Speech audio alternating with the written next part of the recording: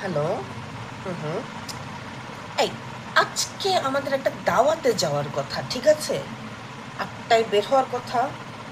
৮:৪০ বাজে, তুমি এখনো কোথায়? আমি কি একা যাব? বিয়ের পরে কি এভাবে একা যাওয়া যায়?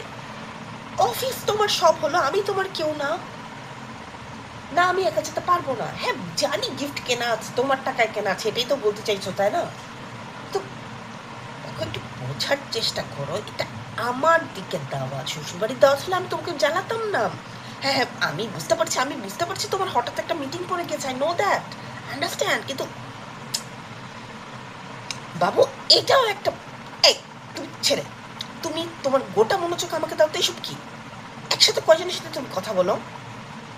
হ্যাঁ, আমি জানি ফোন আমিই করেছি, আমারই তো গরজ, তাই না? আমি একা দাওয়াতে যেতে পারবো না, লাউড অ্যান্ড ক্লিয়ার।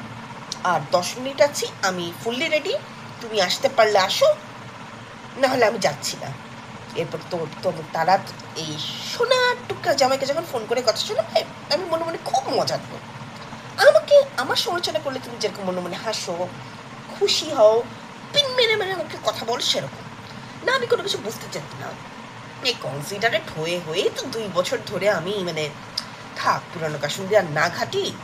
তুমি 10 মিনিটের মধ্যে আসলে আসো, অফিস তো কাছেই, না হলে কি আর করা। আমি ফোনটা রাখছি। হ্যাঁ, আমি রেডি আছি, আসতে পারলে আসো, না হলে নাই। ওকে?